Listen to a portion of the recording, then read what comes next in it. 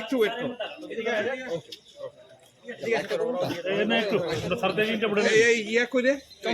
এখানে উপস্থিত থাকার জন্য আমরা চাই যে রিপ্যাট্রিয়েশন বা দেশের প্রত্যাবর্তনের যে কেসগুলো আমাদের সাথে, আমরা তাদের সকলকে আজকের এখানে উপস্থিত থাকার জন্য আমরা চাই যে রিপ্যাট্রিয়েশন বা দেশে প্রত্যাবর্তনের যে কেসগুলো আমাদের সাথে আমরা করি প্রতিনিয়ত। আমরা চাই যে আমরা জনসম্পৃক্ততা আমরা চাই আপনাদের মাধ্যমে সকলে জানুক, সকলের মধ্যে সচেতনতা সৃষ্টি হোক।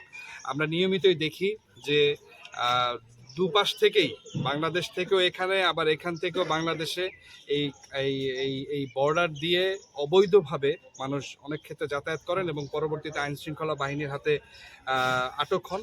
তো এখানে আজকে আমরা যাদেরকে রিপ্যাট্রিয়েশন করতেছি এই 12 জন আজকে বাংলাদেশি, যারা প্রত্যেকেই এই অবৈধভাবে তারা বাংলাদেশ থেকে ত্রিপুরাতে তারা প্রবেশ করে এবং আইন শৃঙ্খলা বাহিনীর হাতে আটক হয়। পরবর্তীতে তাদেরকে যে মহামান্য আদালত থেকে যে রায় দেয়া হয়, সেই রায়ের জেল টাইম শেষ হওয়ার পরেও 6 মাস থেকে 1 বছর পর্যন্ত অতিরিক্ত নার্সিংগড়ে যে ডিটেনশন সেন্টার আছে সেখানে তাদেরকে থাকতে হয়। এই লম্বা সময় ধরে আসলে তারা এই রাজ্যের সাহায্যে তারা থেকেছে। তাদের থাকা খাওয়ার ব্যবস্থা, এটা নিঃসন্দেহে একটা অনেক ধৈর্য এবং অনেক রিসোর্সের প্রয়োজন হয়। তো আমি সেজন্য রাজ্য সরকারকে অবশ্যই ধন্যবাদ জানাই। আবার একই সঙ্গে এটাও বলতে চাই যে এই সময়টা প্রায় যে 6 মাস থেকে 1 বছর, কিছু মানুষের ক্ষেত্রে 2 বছরও আছে যারা এখানে ওয়েটিংয়ে আছে, যারা এখনো নিজের দেশে ফেরত যেতে আগ্রহী কিন্তু তারা নিজের দেশে সময় মতো যেতে পারছেন না। ক্লিয়ারেন্স সহ যাবতীয় প্রসেসটা আসলে একটু লম্বা। তো আমরা আমাদের রাজ্য সরকার এবং আমরা যথেষ্ট তৎপর থাকা সত্ত্বেও অনেক জটিলতার কারণে এই কাজগুলো করতে একটু বিলম্ব হয়ে যায়।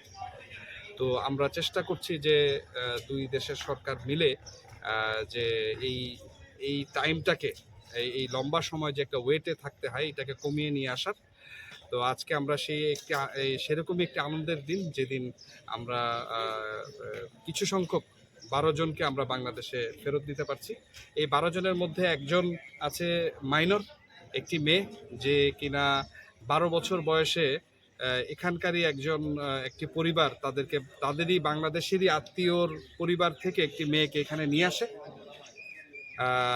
এবং সেই বাড়িতে নিয়ে যাওয়ার পরে তখন সেই বাড়িতে তাকে 2 বছরের মতো থাকে এবং সেই মেয়েটা সেই বাসায় সে গৃহ নির্যাতনের শিকার হয় এবং 2 বছর গৃহ নির্যাতনের পরে সে আসলে ওই বাড়ি থেকে পালিয়ে যায় এবং আইনের আশ্রয় কামনা করে এবং পরবর্তীতে তাকে একটি আশ্রমে এখানে রাখা হয় এবং সেই আশ্রমে আজকে প্রায় 6 বছর 2021 সাল থেকে সেই আশ্রমে ছিল। তো তার মানে প্রায় 3 বছর সেই আশ্রমে থাকার পরে আমরা তার যাবতীয় প্রক্রিয়া সম্পন্ন করার পরে আজকে আমরা তাদেরকে বাংলাদেশে হ্যান্ডওভার করছি।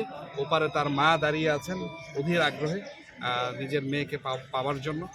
তো আমরাও আসলে এই রিপ্যাট্রিয়েশনের মাধ্যমে মানুষদেরকে তার নিজ শেকড়ে বা নিজ দেশে পৌঁছে দিতে পেরে আমরাও খুব গর্বিত। আমি ধন্যবাদ জ্ঞাপন করছি আমার সহকর্মী, আমার দূতাবাসের আমার সহকর্মী, বিশেষ করে আমার পিছনে আছেন আমার প্রথম সচিব জনাব রেজাউল হক চৌধুরী এবং আমার প্রথম সচিব জনাব মোহাম্মদ আলামিন, যাদের ঐকান্তিক প্রচেষ্টায় আজকে এই রিপ্যাট্রিয়েশনের প্রক্রিয়া আমরা সফল করতে পেরেছি। ধন্যবাদ জানাচ্ছি রাজ্য সরকারকে, বিশেষ করে পলিটিক্যাল ডিপার্টমেন্ট সহ এবং এমইএ সহ সংশ্লিষ্ট সকল অথরিটিকে, যাদের ঐকান্তিক সাহায্যে আমরা আজকে এই রিপ্যাট্রিয়েশন সফলভাবে করতে পারছি। ধন্যবাদ।